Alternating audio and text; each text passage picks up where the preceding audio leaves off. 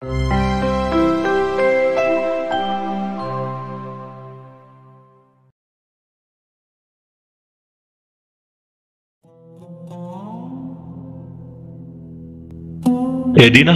কথা এজনী কাউৰীয়ে আকাশত উৰি আছিল। তাই বৰ পিয়াহ লাগিছিল। পানী বিচাৰি তাই এফালৰ পৰা আন এফাললৈ উৰি ফুৰিছিল।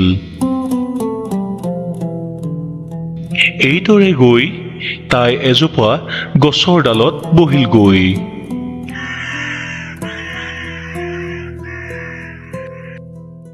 আৰু তাৰ পৰা দেখা পালে যে এটা ঘৰৰ পিৰালিত এটা পানীৰ কলহ আছিল। আৰু তাই মুহূৰ্ততে কলহটোৰ কাষলৈ উৰি আহিল। উৰি আহি কলহৰ কাণত বহি তাই তললৈ জুমি চালে। জুমি চাই তাই দেখে যে কলহৰ তলিত অলপমানহে পানী বাকী আছিল।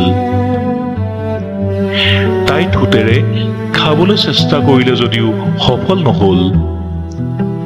কি কৰিব কি নকৰিব ভাবি থাকোঁতেই তাই মনত এটা বুদ্ধি খেলালে।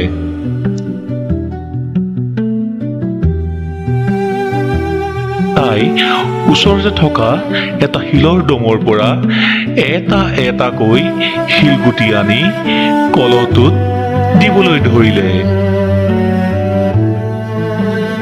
আৰু শিলৰ পোহৰত তলৰ পানীখিনি ওপৰলৈ উঠি আহিল আৰু কাউৰীয়ে হেঁপাহ পলুৱাই পানী খালে।